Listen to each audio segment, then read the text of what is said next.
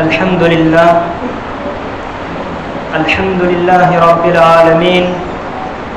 والصلاة والسلام على رسوله الكريم أما بعد قال الله تبارك وتعالى في القرآن المجيد والفرقان الحميد أعوذ بالله من الشيطان الرجيم بسم الله الرحمن الرحيم لقد كان لكم في رسول الله أسوة حسنة لمن كان يرجو الله واليوم الآخر وذكر الله كثيرا صدق اللہ العلی العظیم۔ محترم بزرگان دین اور حاضرین جمعہ، اللہ تبارک و تعالیٰ کا لاکھ لاکھ شکر احسان ہوا کہ اللہ تبارک و تعالیٰ نے ہم لوگوں کو، ہم محلہ والوں کو تمام تر مصروفیات سے ہٹا کر کے، تمام تر مصروفیات سے، مشغولیات سے بالا تر کر کے ہم لوگوں کو جمعہ کی نماز ادا کرنے کے لیے جامع مسجد میں آنے کی توفیق عطا فرمائے۔ اس پر ہم اللہ کا جتنا بھی شکریہ ادا کریں بہت ہی کم ہے۔ اشکر اللہ تعالی شکر عظیمہ۔ محترم بزرگ اور دوستو، یہ ربیع الاول کا مہینہ چل رہا ہے جس میں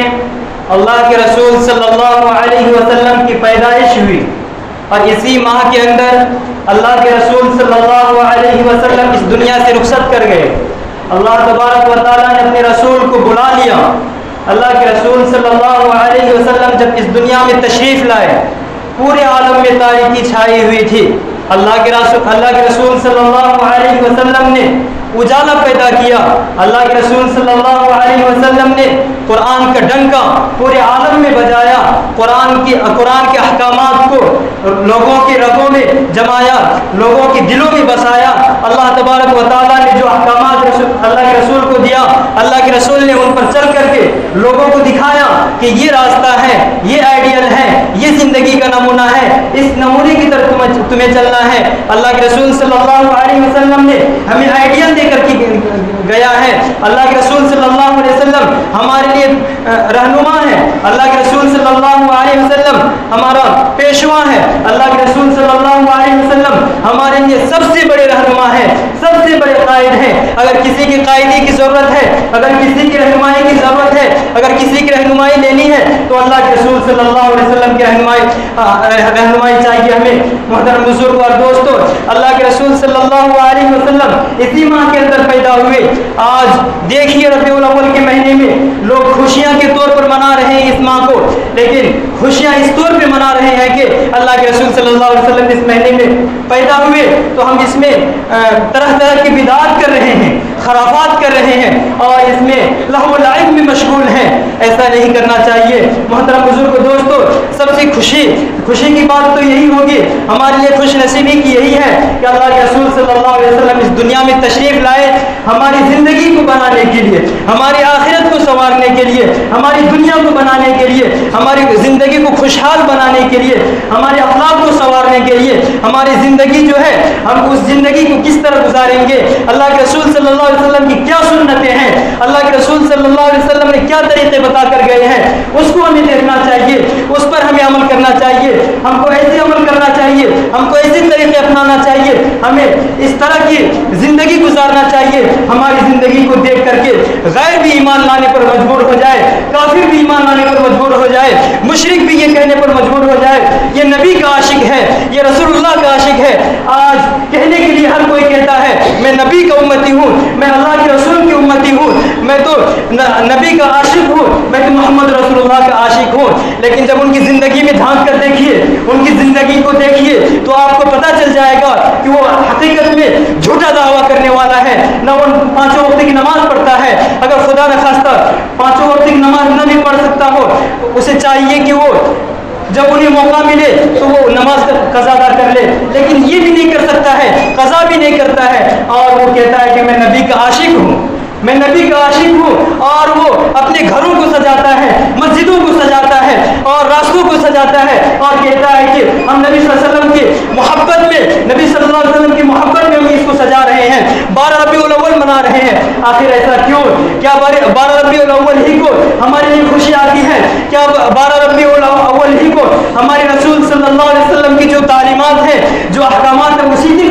نظر آتی ہے، ہرگز نہیں. ہمارے لیے تو خوشی کے بعد پوری زندگی ہے کہ اللہ تبارک و تعالیٰ نے ہمیں محمد رسول اللہ جیسے نبی سے نوازا، محمد عربی صلی اللہ علیہ وسلم کی سیرت سے نوازا. رسول اللہ صلی اللہ علیہ وسلم نے جو احادیث فرما کر گئے، رسول اللہ صلی اللہ علیہ وسلم نے جو ہمارے لیے طریقے بتا کر گئے، ان پر ہمیں عمل کرنا چاہیے، ان کی زندگی کو دیکھنا چاہیے، ان پر ہمیں عمل کرنے کی ضرورت ہے. محترم بزرگ اور دوستوں، اللہ کے رسول صلی اللہ علیہ وسلم ہمیں تو تعلیم دے کر چلے گئے، احادیث میں فرما کر چلے گئے، لیکن جب ہم بچے ہوئے ہیں، ہم ان کی امتی کہتے ہیں، ہم کہتے ہیں کہ ان کی امتی ہیں، تو ہمیں چاہیے، ہمارے پر فرض بنتا ہے، واجب بنتا ہے، اور ہمارے لیے ضروری ہے کہ ہم رسول اللہ صلی اللہ علیہ وسلم کی زندگی کو اپنے اندر لانے کی کوشش کریں، اپنے گھر کے اندر لانے کی کوشش کریں، اپنے اولاد کے اندر لانے کی کوشش کریں، اپنے اولاد کو دینی تعلیم سے آراستہ کریں، دینی تعلیمات دیں، تاکہ جب آپ بڑھاپے کی عمر کو پہنچ جائے، جب آپ بڑھاپے کی عمر کو پہنچ جائے، وہ آپ کی خدمت کرنے کے لیے آئے. ایسا نہ ہو کہ خدا نہ کرے کہ آپ کا بچہ جب آپ بڑھاپے کی عمر کو پہنچ جائے وہ آپ کو دیکھے تک نہیں، آپ کو بیڈ روم وہ باتھ روم کی جگہ تک بھی نہ لے کے جائے. ایسا نہیں ہونا چاہیے. جب آپ دینی تعلیمات دیں گے، اگر آپ کا بیٹا نافرمان بھی ہے، اگر وہ مدرسہ میں پڑھتا ہے، قرآن پڑھتا ہے، سنت نبوی صلی اللہ علیہ وسلم پڑھتا ہے، تو انہیں ضرور ایک نہ ایک دن اسے یاد آئے گا. ہم نے کتاب کے اندر، ہم نے رسول اللہ صلی اللہ علیہ وسلم کی احادیث کے اندر، ہم نے قرآن کے اندر یہ تعلیمات پڑھی ہے، ہم نے قرآن کے اندر یہ تعلیم پڑھی ہے، ہمیں یہ حکم دیا گیا ہے، اور ہم ہیں کہ ہم اپنے والد محترم، اپنے والدہ کی نافرمانی کر رہے ہیں. کبھی نہ کبھی ضرور انہیں احساس ہوگا، اور وہ احساس کم طریقہ اور وہ احساس کرے گا، اور احساس کر کے آپ کی خدمت کرنے کے لیے مجبور ہوگا، اور وہ آپ کی خدمت کرے گا. لیکن وہی جب آپ ان کو دینی تعلیمات سے آراستہ نہیں کریں گے، آپ ان کو دینی تعلیمات نہیں دیں گے، آپ ان کو قرآن کی جو تعلیم ہے وہ نہیں دیں گے، وہ جانے گا ہی نہیں کہ قرآن میں اللہ تبارک و تعالیٰ نے والد محترم کے بارے میں کیا کہا ہے، اور والدہ کے بارے میں کیا کہا ہے. اللہ تبارک و تعالیٰ قرآن کریم کے اندر فرماتے ہیں وَقَضَىٰ رَبُّكَ أَلَّا تَعْبُدُوا إِلَّا إِيَّاهُ وَبِالْوَالِدَيْنِ إِحْسَانًا إِمَّا يَبْلُغَنَّ عِندَكَ الْكِبَرَ أَحَدُهُمَا أَوْ كِلَاهُمَا فَلَا تَقُل لَّهُمَا أُفٍّ وَلَا تَنْهَرْهُمَا وَقُل لَّهُمَا قَوْلًا كَرِيمًا. جب تمہاری ماں باپ بڑھاپے کی عمر کو پہنچ جائے، جب وہ بولنے سے قاصر ہو جائے، جب وہ کوئی کام کرنے سے قاصر ہو جائے، جب وہ باتھ روم تک جانے کے لیے بھی قاصر ہو جائے، اس وقت تک اگر تمہارے ماں باپ نادانی کی حالت میں اگر غلط الفاظ بھی بول دیں، تم اسے اف تک بھی نہ کہنا، انہیں اسے جھڑکنا نہیں، ان سے نرمی سے بات کرنا، ان سے سختی سے بات مت کرنا. لیکن آج دیکھیں اپنے معاشرے کے اندر، اپنے معاشرے کے اندر دیکھیں، جو بچے قرآن کی تعلیمات سے آراستہ نہیں ہیں، وہ اپنے ماں باپ کو گالیاں تک دیتے ہیں، ان کو مارنے تک مجبور ہو جاتے ہیں. پاکستان کے اندر اور ہندوستان کے اندر، ہمارے ملک کے اندر بھی یہ واقعات پیش آتے ہی رہتے ہیں کہ کسی نے اپنے ماں باپ کو اپنے گھر سے باہر کر دیا، لاٹھی سے مار کر کے ان کو باہر کر دیا. آخر ایسے دن دیکھنے کو کیوں آ رہے ہیں؟ اسی لیے کہ ہم نے اپنے بچوں کو قرآن کی تعلیمات سے دور کیا، اپنے بچوں کو رسول اللہ صلی اللہ علیہ وسلم کی تعلیمات سے دور کر دیا. ہم نے رسول اللہ صلی اللہ علیہ وسلم کی زندگی کو نہیں دیکھا، ہم نے رسول اللہ صلی اللہ علیہ وسلم کی تعلیمات کو نہیں پڑھایا، انہیں نہیں سکھایا کہ والد محترم کا کیا مقام ہے، والدہ کا کیا مقام ہے، والدہ کے قدموں کے نیچے کیا ہے، جنت ہے جنت. اگر ہم انہیں بتاتے ہوتے تو وہ آج ایسا نہیں کرتا. محترم بزرگ اور دوستوں، اللہ کے رسول صلی اللہ علیہ وسلم حسن اخلاق والے تھے، حسن کلام والے تھے. اللہ کے رسول صلی اللہ علیہ وسلم جب کسی سے بات کرتے تو نرمی سے بات کرتے، سختی سے ہرگز بات نہیں کرتے. ایک وقت کا واقعہ ہے، اللہ کے رسول صلی اللہ علیہ وسلم گھر میں حضرت عائشہ کے ساتھ بیٹھے ہوئے تھے. اتنے میں ایک سائل آیا اور انہوں نے دروازہ کھٹکھٹانے کے بعد اللہ کے رسول صلی اللہ علیہ وسلم نے حضرت عائشہ سے کہا، اے عائشہ، یہ ایسا شخص ہے جس کا خاندان بھی بے عزت والے ہیں، وہ کسی کی عزت کرنا نہیں جانتے. پھر بھی اللہ کے رسول صلی اللہ علیہ وسلم نے اس سائل کو آواز دی اور کہا کہ اجازت ہے، آ جاؤ. جب اللہ کے رسول صلی اللہ علیہ وسلم اس سے بات کر کے انہیں روانہ کر دیا اور وہ سائل جو تھا وہ مانگنے کے لیے آیا تھا، فقیری کے عالم میں تھا، اور انہوں نے اللہ کے رسول صلی اللہ علیہ وسلم کی گردن مبارک پکڑا اور سیدھا کہا اے اللہ کے نبی مجھے مال دیجیے، مجھے اتنا مال دیجیے کہ میرا اونٹ بھر جائے، میرا اونٹ مال سے بھر جائے اور میں اس مال کو لے کر کے جاؤں اور میرا اس سے بسیرا ہو سکے۔ اور اللہ کے رسول صلی اللہ علیہ وسلم نے اس سے کہا اے بندے میرا گردن چھوڑ دے، اس لیے کہ میرا گردن درد کر رہا ہے۔ بتائیے، ایک نبی، ایک ہمارے رہنما، ایک جو ایسے رسول جس کے بارے میں کہا گیا کہ ان کو ذرا بھی تکلیف ہوگی تو مجھے بھی تکلیف ہوگی، اللہ تبارک و تعالیٰ نے کہا اگر تم میرے نبی کو برا بھلا کہتے ہو گویا کہ مجھے برا بھلا کہہ رہے ہو، تو ہم کیسے ہیں؟ تو اس واقعہ کو جانیے کہ اس نے ہمارے نبی صلی اللہ علیہ وسلم کی گردن کو پکڑا، زور سے پکڑا، یہاں تک کہ آپ کا چہرہ مبارک سرخ ہو گیا۔ اللہ کے رسول صلی اللہ علیہ وسلم نے اس سے کہا چھوڑو پہلے، اس کے بعد میں تمہیں حکم دوں گا، ہمارے اصحاب کو حکم دوں گا کہ وہ تمہیں مال دے دے گا۔ اللہ کے رسول صلی اللہ علیہ وسلم نے جیسے اس شخص نے اللہ کے رسول صلی اللہ علیہ وسلم کی گردن کو چھوڑا، اللہ کے رسول صلی اللہ علیہ وسلم نے حکم دیا کہ ان کو اتنا مال دے دو کہ یہ وہ پورے اس کے جو ان کے اونٹ ہے وہ بھر جائے، تو ان کو اتنا ہی مال دے دیا گیا۔ تو بتائیے، حضرت عائشہ رضی اللہ تعالی عنہا اللہ کے رسول صلی اللہ علیہ وسلم سے سوال کرنے لگی اے اللہ کے رسول اس نے آپ کو تکلیف بھی دی، آپ کو اس نے برا بھلا بھی کیا، پھر بھی آپ نے ان کو حسن سلوک کا برتاؤ کیا، ایسا کیوں؟ تو اللہ کے رسول صلی اللہ علیہ وسلم نے کہا اے عائشہ کسی شخص کو یہ حق نہیں بنتا کہ وہ کسی سائل کو برا بھلا کہے یا ان سے سختی سے بات کرے۔ تو محترم بزرگ اور دوستو، یہ واقعہ سنانے کا مقصد صرف یہی ہے کہ جب ہمارے گھروں کے دروازے پر کوئی سائل آتا ہے، کوئی فقیر آتا ہے، کوئی مانگنے والا آتا ہے، ہم اسے نہیں دے سکتے ہیں، نہ دے، آپ کا دینے کا دل نہیں ہے تو نہیں دے، لیکن انہیں جھڑکے نہیں، ان سے سختی سے بات نہ کرے، ان کو سختی سے نہ بھگا دے، بلکہ ان سے نرمی سے بات کرے اور ان سے کہے کہ میرے بھائی میرے پاس ابھی مال و دولت نہیں ہے، ابھی اتنی غربت کا زمانہ ہے، میں نہیں دے سکتا، تو وہ سائل چلے جائے گا اور ان کو تکلیف بھی نہیں ہوگی۔ تو محترم بزرگ اور دوستو، اللہ کے رسول صلی اللہ علیہ وسلم کی تعلیمات بہت سارے ہیں، اگر گنانا چاہے کوئی تو مہینوں کے اندر نہیں گنا سکتا، واقعات ڈھیر ساری ہیں، لیکن میں اللہ کے رسول صلی اللہ علیہ وسلم کی وہ واقعات سناؤں گا جو اللہ کے رسول صلی اللہ علیہ وسلم نے مرض الموت کی حالت میں بتا کر گئے ہیں۔ اللہ کے رسول صلی اللہ علیہ وسلم کا جب وقت آ گیا اس دنیا سے رخصت ہونے کا اور اللہ تبارک و تعالیٰ نے یہ آیت نازل فرما دی الیوم اکملت لکم دینکم واتممت علیکم نعمتی ورضیت لکم الاسلام دینا، اے نبی آج میں نے تم پر اپنا دین مکمل کر دیا ہے اور میرا دین اسلام ہی ہے اور میں نے اسلام ہی کو چن لیا ہے۔ محترم بزرگ اور دوستو، یہ آیت نازل ہوئی، اس کے بعد 11 ربیع الاول کو اللہ کے رسول صلی اللہ علیہ وسلم پر بخار طاری تھا، اللہ کے رسول صلی اللہ علیہ وسلم مسجد بھی تشریف نہیں لے جا سکتے تھے، کندھوں پر ٹیک لگا کر جاتے تھے، صحابہ کرام آپ صلی اللہ علیہ وسلم کو کندھے پر لے جاتے تھے، تب جا کر کے اللہ کے رسول صلی اللہ علیہ وسلم مسجد میں نماز ادا کرتے تھے۔ جب 12 ربیع الاول کا دن آیا، 12 ربیع الاول کا رات تھا، اس رات میں اللہ کے رسول صلی اللہ علیہ وسلم جب فجر کا وقت آیا، تمام صحابہ کرام رضوان اللہ تعالی علیہم اجمعین جمع ہوئے، مسجد میں تشریف لائے اور نماز پڑھنے کے لیے جمع تھے، تو اللہ کے رسول صلی اللہ علیہ وسلم اپنے حجرہ مبارک میں تشریف فرما تھے، مرض الموت کی حالت میں تھے۔ اللہ کے رسول صلی اللہ علیہ وسلم جھانک کر دیکھ رہے ہیں اور ہنس دیے، مسکرا دیے اللہ کے رسول صلی اللہ علیہ وسلم نے۔ تو جیسے ہی صحابہ کرام رضوان اللہ تعالیٰ علیہ مجمعین کو پتہ چلا کہ اللہ کے رسول صلی اللہ علیہ وسلم جھانک رہے ہیں، تمام صحابہ کرام رضوان اللہ تعالیٰ علیہ مجمعین کی آنکھیں اللہ کے رسول صلی اللہ علیہ وسلم کی طرف بڑھ گئے، اپنے آپ ہی بتائیے اللہ کے رسول صلی اللہ علیہ وسلم کی کیا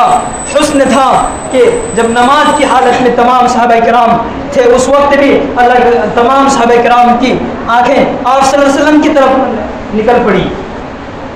محترم بزرگ اور دوستو، اللہ کے رسول صلی اللہ علیہ وسلم جب بستر پر تشریف فرما تھے، عائشہ کی سینہ پر تشریف فرما تھے، سوئے ہوئے تھے، تو اللہ کے رسول صلی اللہ علیہ وسلم فرماتے ہیں، ایک نصیحت فرماتے ہیں، الصلاۃ وما ملکت ایمانکم، الصلاۃ وما ملکت ایمانکم،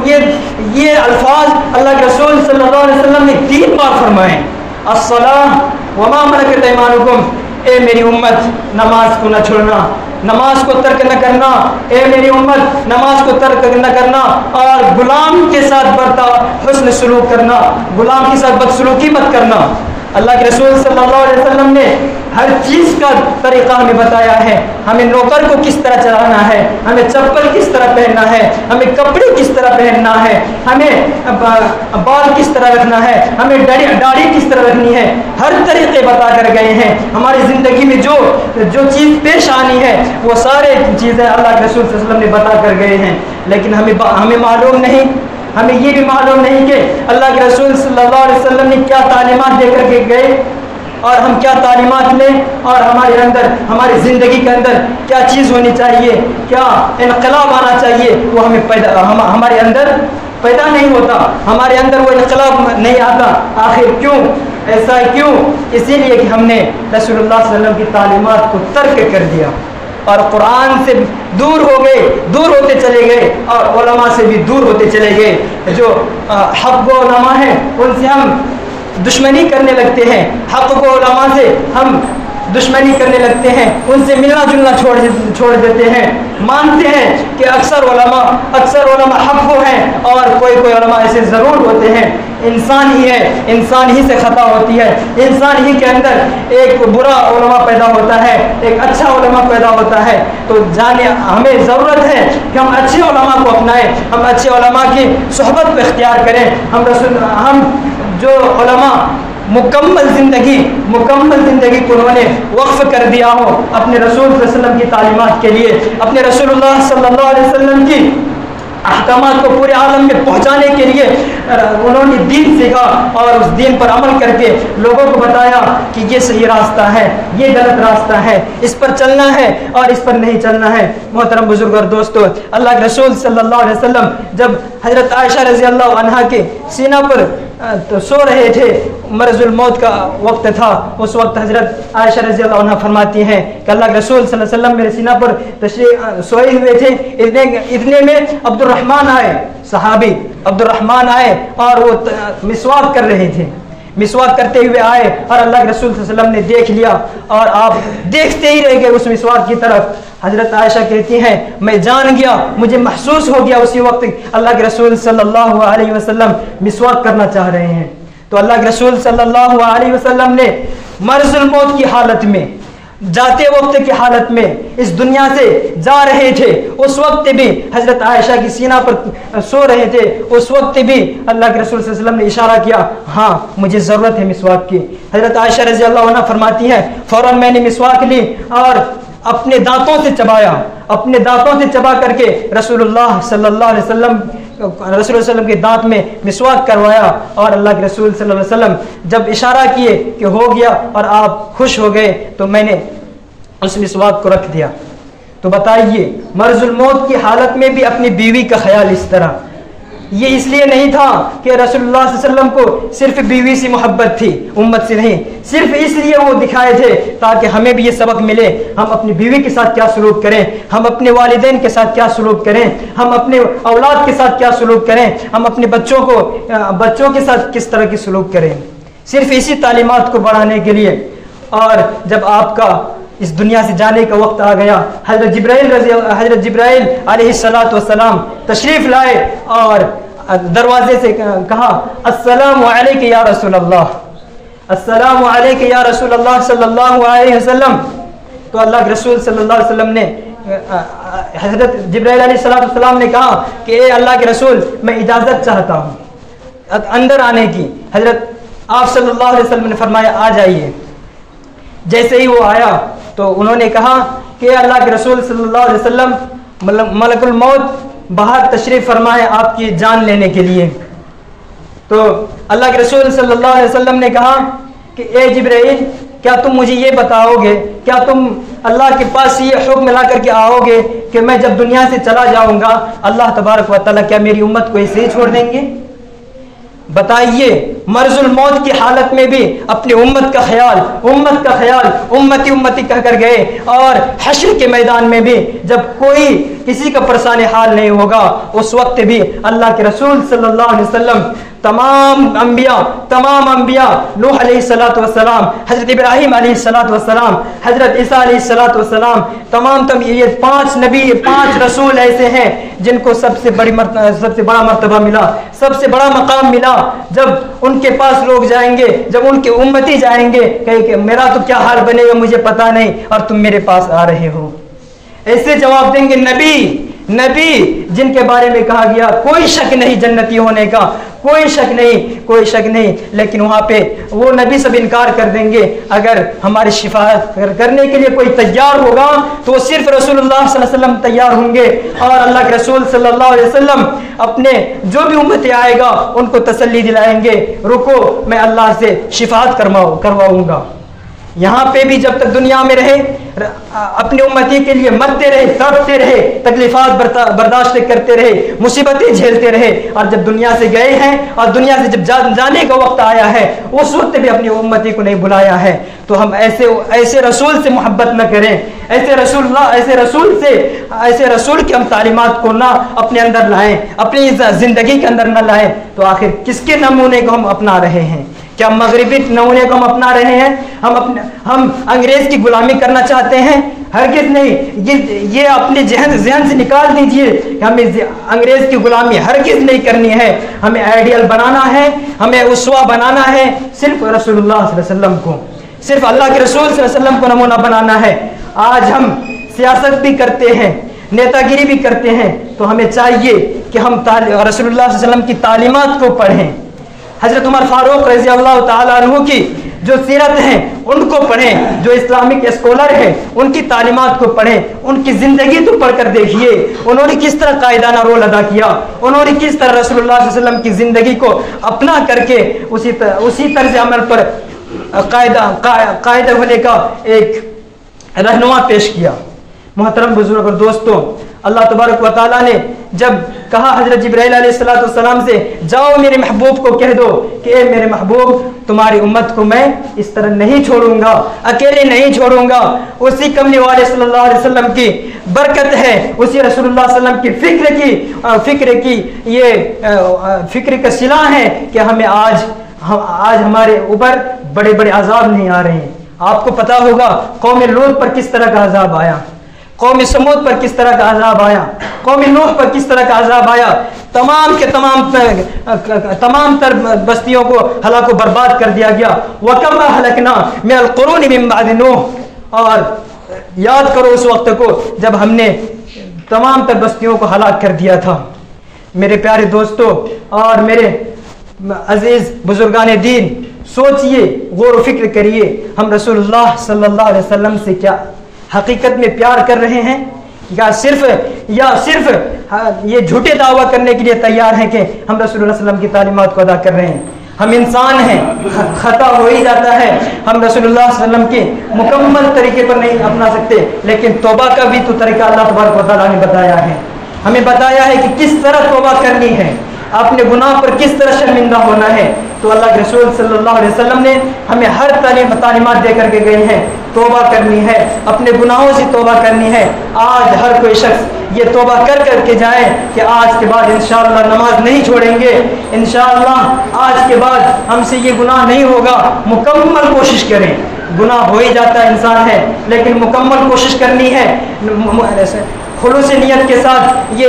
ارادہ کرنا ہے، یہ پکا ارادہ کرنا ہے کہ ہم رسول اللہ صلی اللہ علیہ وسلم کی تعلیمات کو اپنے گھروں کے اندر بھی لائیں گے، اپنے معاشرے کے اندر بھی لائیں گے، اپنی آئیڈیل زندگی کے اندر بھی لائیں گے، اور صرف آئیڈیل اور نمونہ بنائیں گے تو رسول اللہ صلی اللہ علیہ وسلم کو بنائیں گے۔ غیروں کے طریقوں کو نہیں اپنائیں گے، مغربی تہذیب کو نہیں اپنائیں گے، رسول اللہ صلی اللہ علیہ وسلم نے جو معاشرہ بنا کر کے گئے، رسول اللہ صلی اللہ علیہ وسلم نے جو مدینہ المنورہ کا جو معاشرہ بنا کر کے گئے اس کو اپنانے کی کوشش کریں گے۔ میرے محترم بزرگ اور دوستو، جب حضرت جبرائیل علیہ السلام اللہ کے پاس سے یہ میسج لے کر کے آئے، یہ جواب لے کر کے آئے کہ اللہ کے رسول آپ کی امتی کو اکیلا نہیں چھوڑا جائے گا، تو اللہ کے رسول صلی اللہ علیہ وسلم خوش ہو گئے اور ملک الموت سے کہا اندر آ جاؤ۔ ملک الموت آئے اور کہا اے اللہ کے رسول صلی اللہ علیہ وسلم، آپ پہلا شخص ہیں جن سے میں پوچھ کر آ رہا ہوں، ورنہ آج تک میں نے جن کی بھی جان لی یا قیامت تک جن کا بھی جان لوں گا اس سے پوچھ کر ہرگز نہیں آؤں گا، اس لیے کہ مجھے اللہ نے حکم دی ہے اور میں اللہ کے حکم کی تابعداری کرتا ہوں، میں اللہ کے حکم کو بجا لاتا ہوں، اسی لیے میں نے آپ سے اجازت لے کر کے آیا ہے۔ اگر آپ جانا چاہتے ہیں تو چلیے، اگر جانا نہیں چاہتے ہیں تو آپ دنیا کے اندر رہیں۔ اس وقت اللہ کے رسول صلی اللہ علیہ وسلم نے کہا اللہم فی الرفیق الاعلیٰ، اللہم فی الرفیق الاعلیٰ، اے فرشتے مجھے سب سے بڑے رفیق سے میں ملنے سے مشتاق ہوں، میں اپنے پیارے اللہ سے ملنا چاہتا ہوں، میں اپنے اللہ سے ملاقات کی مشتاق ہوں۔ محترم بزرگ اور دوستوں، وقت ہو چکا ہے، تو صرف ہمیں اس تقریر سے، اس چھوٹی سی بات سے، میں نہ خطیب ہوں، ایک طالب علم ہوں، آپ کا بیٹا ہوں، آپ کے گاؤں کا ایک بچہ ہوں، اسی لیے میں نے جو بھی باتیں کہیں اگر آپ کو پسند آیا ہو تو اللہ کے رسول صلی اللہ علیہ وسلم کی جو تعلیمات ہیں ان کو اپنی زندگی کے اندر لانے کی کوشش کریں۔ اللہ تبارک و تعالی ہمیں کہنے سننے سے زیادہ عمل کی توفیق عطا فرمائے اور رسول اللہ صلی اللہ علیہ وسلم کو اپنے آئیڈیل بنانے کی توفیق عطا فرمائے۔ وآخر دعوانا الحمدللہ۔